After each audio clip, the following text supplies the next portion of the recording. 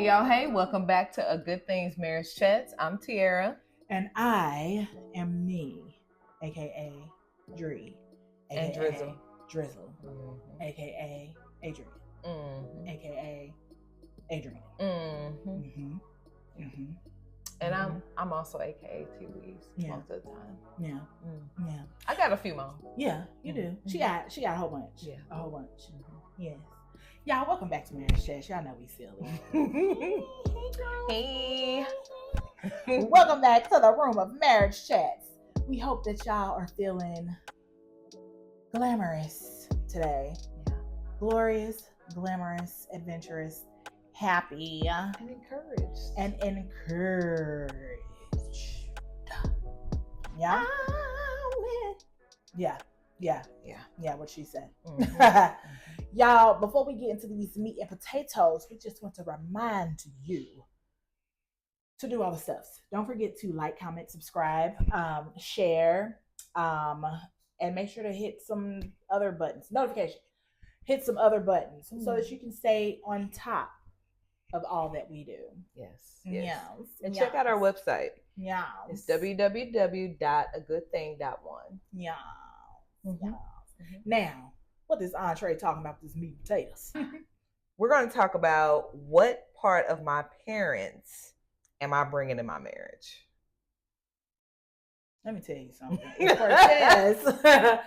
Cortez had to say, he would say that I'm my mom. Thanks, Mom. Thanks, girl. I love you. Now, in what ways do he feel like you're bringing in your mom? Because I am loud. I'm boisterous. I can get, I don't want to say verbally aggressive because it sounds like abuse. I'm not abusive, but I get very animated, passionate. And especially when it comes to disciplining children. Yeah. I ain't beating my kids, but they know I'm crazy. Yeah. I when it comes to me, I mean, Cornell, he hasn't really he's probably said something before, but ways that he specifically has acknowledged that he feel like I repeat what my mom did, done, whatever, is in a ways that I have in the past done silent treatment when it comes to disagreement or something like that. Yeah. Which, really, I think over time what I learned about myself in self-reflecting is that it wasn't necessarily that I was doing it because I'm trying to impose it as a punishment, I ain't talking to you. Right. It was more, I could understand it more, especially when I had kids. Yeah. And how sometimes you gotta let me take a step back. Before you get to flinging things and people. Okay. Let me take a step back. Let me breathe. Let me gather my thoughts. Let me talk to the Lord. Because I don't want to say anything I'm going to regret. I don't want to overreact. I don't want to this.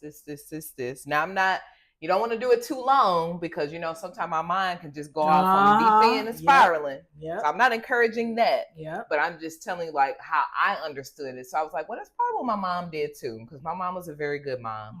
And I try to be a very good mom. So I was like, I could see now after dealing with some stuff that how she probably needed to take a second. Yeah. Because some of the things, your feelings get hurt with what they do. So you processing, you trying to process, you trying to figure out what to do. Is it something you even dealt with before? How am I going to deal with it? It's just a lot. Yeah. It's a lot. I'm not there yet. Yeah. I'm not at that level. Yeah. I got teens and young adults. Yeah. Yeah. I'm just trying to get them children to not fight and bigger. Yeah. The mind and no, you did this and I don't want to play. They just did that before we started, Lord. I was like, let me pull out the whooper so that they can see the whooper because, I'll be giving empty threats, y'all. And it's just, I'm going to get you. Yeah. Eventually. Yeah. After the 250th time. But I really need to. I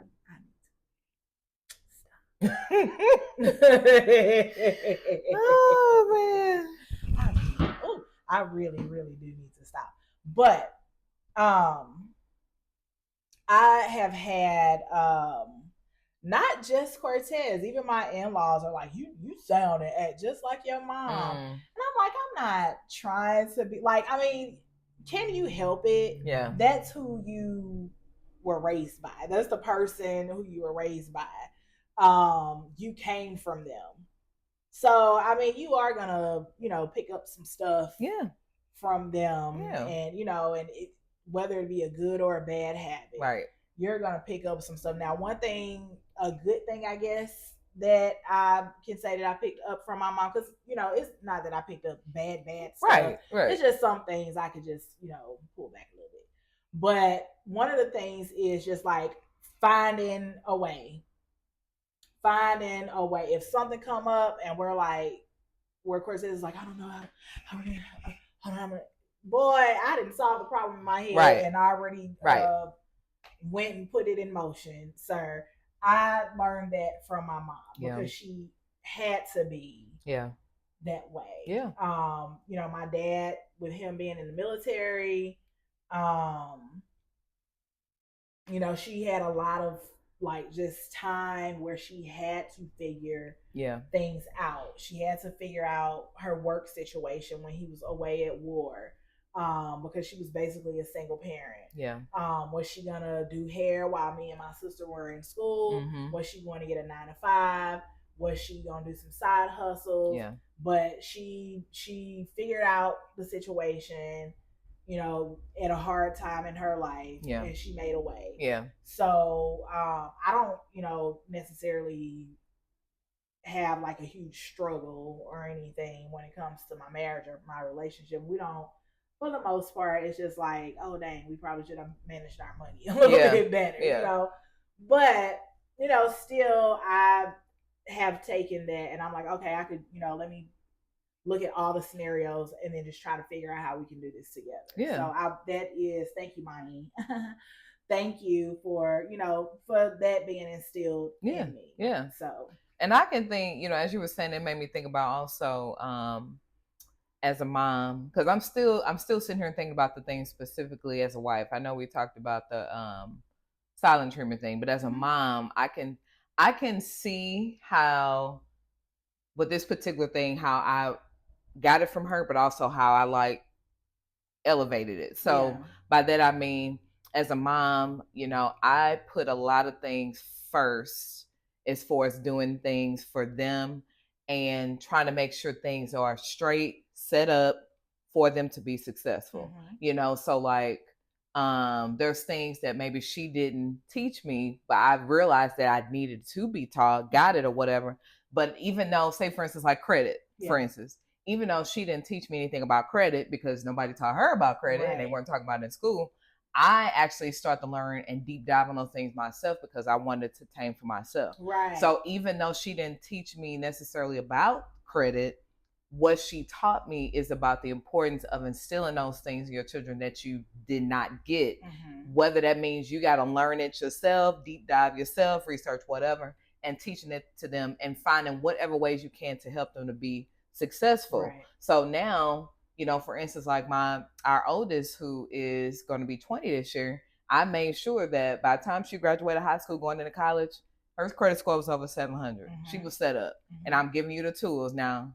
If you jack it up, I can't do nothing about that. Yeah. But from my standpoint, I'm like, okay, I'm gonna help you when it comes to school. If you need tutoring, if you need this, and I recognize that all parents are not that way, because some of them just like, what they gonna do? They were gonna do what they gonna do, and this, or just accept if they feel like they're not the best at school.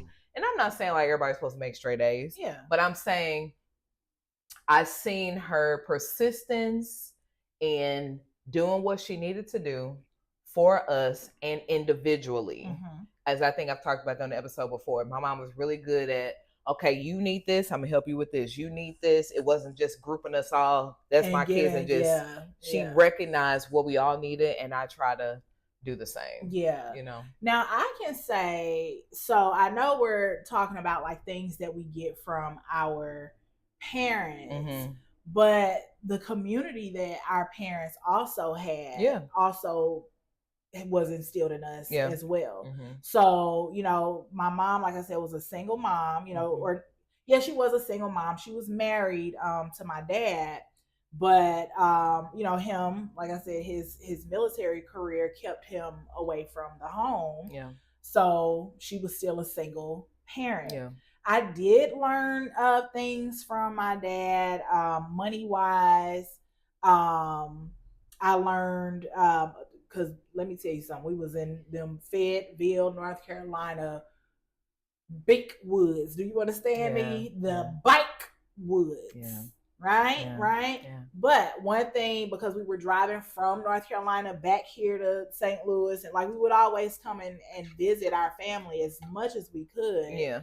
One thing that I learned about my dad, or learned from my dad, was like when you're driving on the highway, make sure that you driving for everybody, you're looking on all the sides, all of you looking in the mirror, making sure you don't come across no cops, don't be speeding, don't be doing all of that. But the good thing that I got from both of them was just the idea of just family closeness. My dad is really, really, really, really, you know, close to his side of the family. Yeah. He makes sure he keeps in touch with his cousins and make sure that he keeps in touch with aunts and uncles, the elders. Yeah.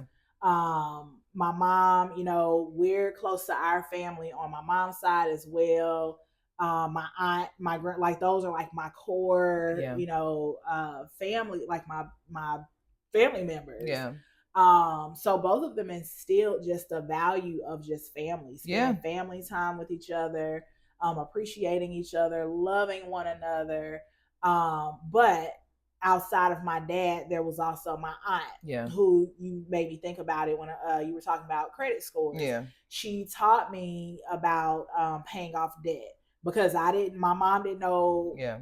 I don't think she did, at least. She didn't talk to me about it, but we didn't talk about money and saving and, you know, things like that. Yeah. But my aunt, who's like my big sister, she taught me about paying off debt, making sure it's paid off, keeping your balance low, making sure you pay stuff on time, pay it off if you can, making sure that your credit score is good, making sure your taxes are done correctly. Like she, like, you know, helped me way more in like the young adult time, where my mom was still, you know, a single mom out here busting her butt, and she may not have had the time to sit with me and be like, okay, so this is, we're gonna start making a budget. And but my aunt, she was like, nope, you need a budget, you're gonna do this, we're gonna do that. What, how many credit cards you got? Okay, write down the balance. You need to be paying something on there every check. You need to be, like, she, you know, taught me all of that. Yeah. All of the women in my family, we're, I don't want to say we're mouthy, but we don't stand down when it comes to how we feel about something. We are going to consider what we say. But when we say it, we mean it. You know, so I have definitely the good parts of the strong Black woman, from my mom and my aunts. My aunt, that's like my sister, but even my great aunts, my grandmother, my cousins, I have definitely picked up a lot of, you know, each person, like a piece of who each person is. I guess to just be who I am today, because it takes a village. Like, you know, like I was saying, it is about what we picked up from our parents, but our village that our parents had also plays a part in how we treat people, how we live life, how we approach life, and situations. So that's beautiful to think about too, because you think about all of these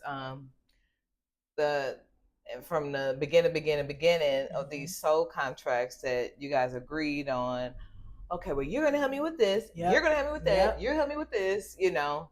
But as you were talking about your dad, it made me think about too, I don't think I really like, I consider but not consider, like, if I think about my dad, and what he taught me, I remember, as much as I feel like his side of the family can be kind of dysfunctional, at the same time, they are very much like it's us. Yep. Like it's us.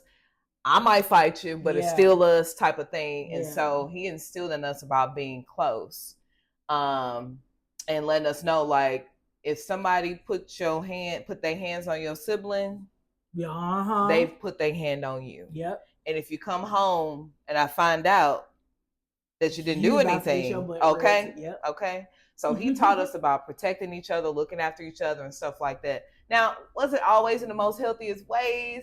No. But it was still about letting you know, like, you know, you guys do need to stick together, especially in a world now where we have so many families where the siblings are like over here doing their own thing, not really considering each other, not putting efforts towards maintaining the relationship and stuff like that. So, you know, I have to be grateful for where my siblings and I are right now. Yeah. We doesn't mean we don't have work to do, but I feel like we're still making effort every day, every week, whatever, to still try. Yeah. And as long as you're doing that, like any other relationship, you know, you're still going to work towards that thing. You're still going to work. Yeah. And just as much as they can instill things in you, you can learn from the bad things that they did. Yeah. Because I feel like, and this is no shade to, or, you know, to put my family business out there like that, but I feel like the struggles that the women, because I feel like my family is heavily matriarchal. It's just a lot of women in my family. Yeah. But I watched how they would handle relationships, how they would handle raising their children, how they handled careers, how they handled finances.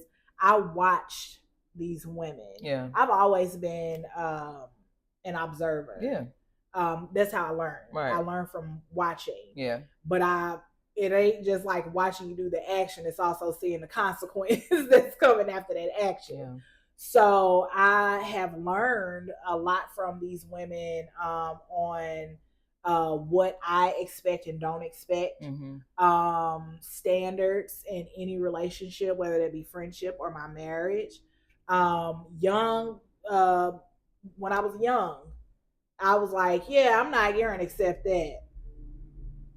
No, I'm not accepting that. I remember I worked at, me and my grandmother worked at this printing company here. I don't think it's open anymore, but I was like maybe 21, 22. And the owner of this printing factory called my grandmother a mouthy broad. And in turn also said that I was mouthy like my grandmother. Yes, I am, white man. I am. What you gonna do about it? Fire me? Great, because I don't want to be here no way. But you know, with that, like I said before, I've learned to, you know, yap. Yeah. But I also learn when to yap and when to shut my trap. You know, you don't want to go in a situation, start running your mouth, and what they say, cash a check that your butt can't cash. I learned when to not do that. Right. When to not do that. I'm not a person of conflict. I don't like conflict at all. But I do appreciate that they went through stuff, and I just watched and then was like, okay, I don't want to do that. I'm not going to do that. Yeah. And that made me think about what you were already kind of touching on, is the roles that we take on in our marriage unintentionally. You know, especially as a wife, which, you know, actually my husband and I were talking about recently, because with the project that we're working on, I realized that the way I take on being I guess a combination of a wife and a mother. There's a lot of things that I just naturally just do. I see the need, I do it. And I pretty much do that in every aspect of life. But specifically when it comes to like my household, I may not always voice about getting the help, because it's like, I'm not even like trying to sit around to wait to see if you can or not, if you're going to do, or if I'm tired, I'm this. okay, I need it done. And so there's certain things that, I do want it done right now. Not necessarily because I'm trying to control, but because I'm trying to manage my time or day between being a mother, a wife, a business person, this and that. So when I think about it, let me go ahead and knock this out, because if I don't, then I might run into the time for this or that, and I got to pick this person up, or I got to do this. So, but I realized, which I think a lot of women, that it's just been really going down over time. Yeah. Is that, we end up putting ourselves in these positions to where we literally are training that husband to see that you're going to do all these things. Yep.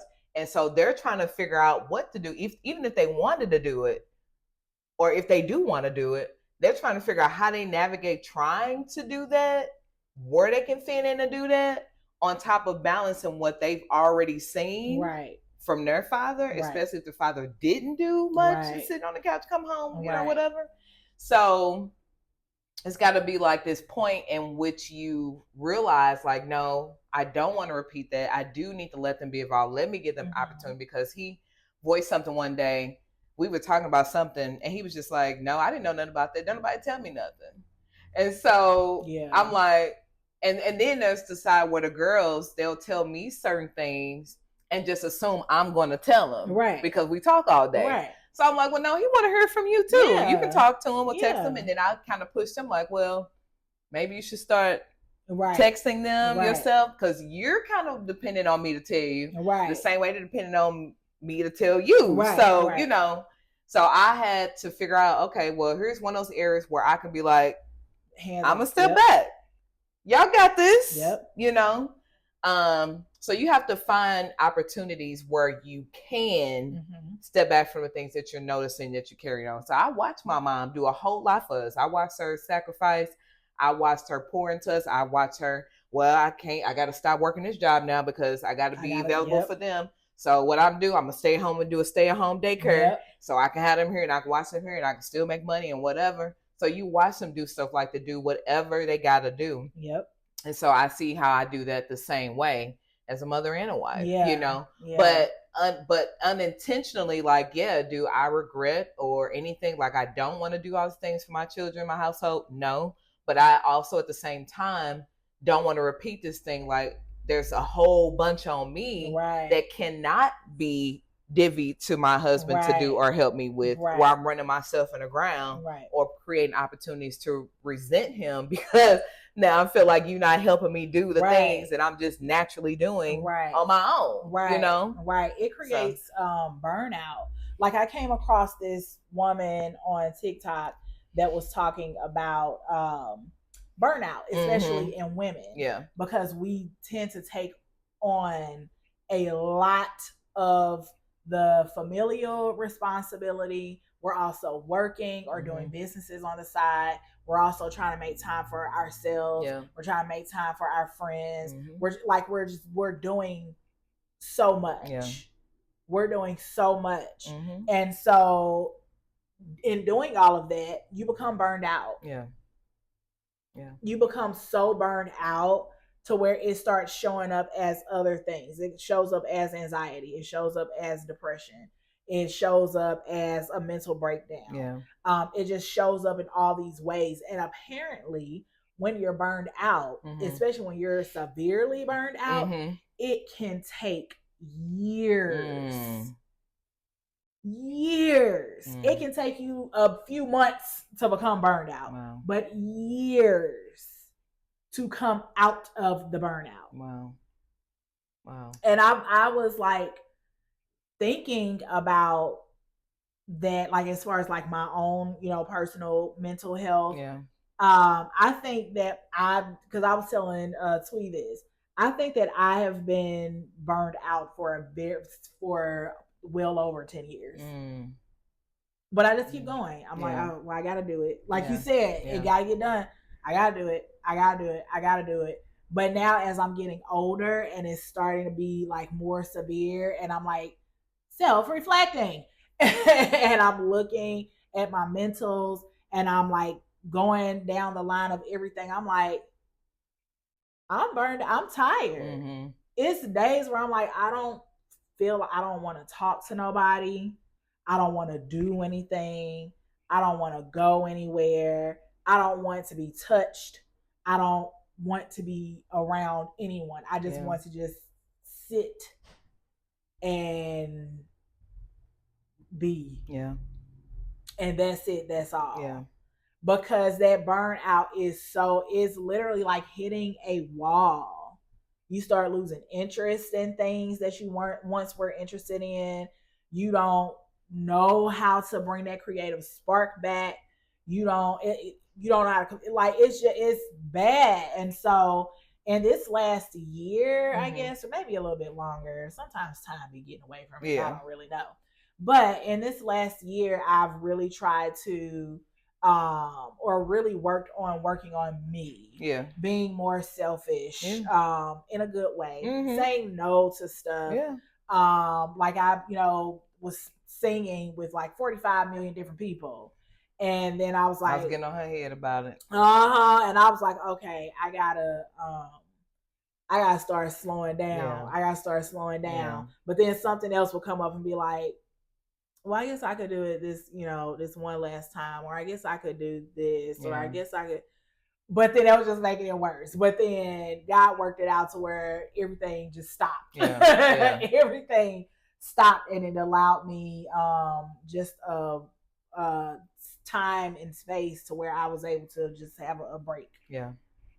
Just, and then when I was singing, it didn't feel like a job. It felt like I was having fun again singing because I wanted to, because it wasn't so much pressure. Right. It wasn't like, I gotta hold on. It just wasn't so much pressure. Yeah. And so even now, like I'm not gonna say that I'm, completely out of burnout, but I am where I can tell that I'm coming out. Yeah. Slowly but surely, because I'm taking the time for me. I'm taking the time to just be and relax and do Legos and things like that. And I learned that from my mama. Yeah. My mama took in everybody kids. When I say everybody on our block used to call my mama, and I was like, who are these people? who are these people calling my mama? But my mom was like taking in all these people, like all these kids. Like she just had and has a big heart. Yeah. But even now, like I see her and I'm like, she be snappy and snippy, and I'm like, that's because she burned out. Yeah. Yeah. She burned out, and she probably don't even recognize that she's burned out. She just burned out in every little thing. The wind could do this on her ear. She be like, I use all these mother apples and I'm just sick of it. And I just be like, my girl, calm down, girl. Yeah. So one other thing I want to talk about before we run out of time is the subconscious fears that we're bringing. So I remember when I was originally thinking about when you shared some episodes back about the dream you had about Cortez and worrying about him leaving you. And so I remember, having a fear. I mean, I've had a fear like that before. I've also had a fear of worrying about the status in which my relationship would change with my daughters as they get older, because it meant so much to me for us to have a good relationship. And I could start to see how the dynamics were changing when they would get older, because they're going through all these phases of friends is more important and all this other stuff. So I'm just like, what is happening? Yeah. What? Why are they more important than me? Yeah. So, and my mom would explain to me like, it's a phase. And so I'm like, oh, okay. All right. Cause I don't like how this feels. Right. But I had to start recognizing, the reason why I want to make sure we got this in is because I had to start recognizing where those fears came from, and releasing them. Because the problem is the fears that we hold on to play out and we don't even realize that they're playing out. Yeah. So as long as you hold it, the longer you hold it, the longer you have thoughts in your mind, because we have so many thoughts throughout the day. So the longer you're playing it, the more thoughts come in, and what's coming out on the screen through your reality, through your eye, whatever, because your mind is focused on it. Like where your energy, what's that saying? where your energy, where your mind goes, energy flows. Thank you. So I want to mention that because I know that there's things that we hold in the back of our mind based off what we've seen that maybe happened with our mom or our dad, what happened to them, what happened with their relationship. Is that going to happen to me? The reason why some people are worried about like divorce and certain things, they're carrying that and they're projecting that in the marriage itself. And you're worrying about if that's going to happen to me, instead of focusing on just what you have with this spouse, as if that has nothing to do with your parents and what they did. And that's not to say that you can't carry something over in certain behaviors because you carried it from them.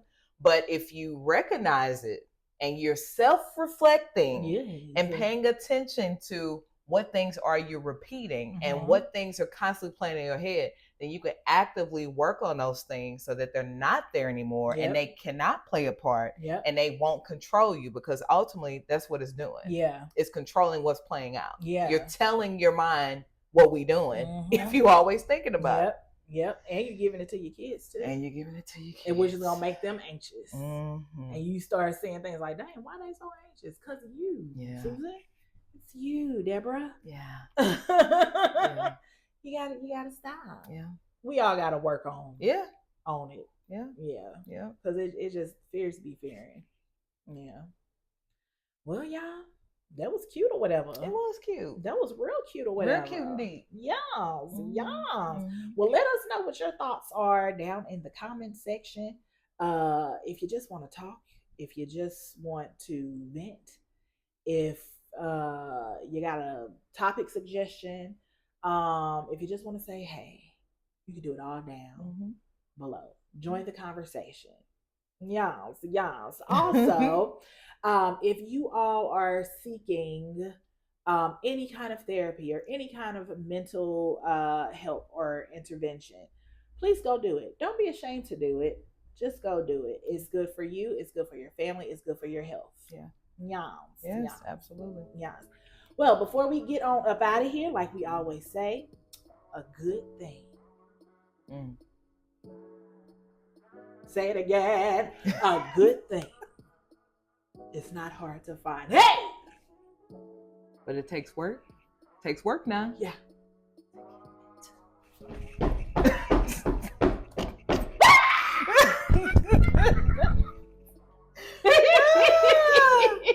Y'all, my neck just cracked. Let me stop before we over here stuck.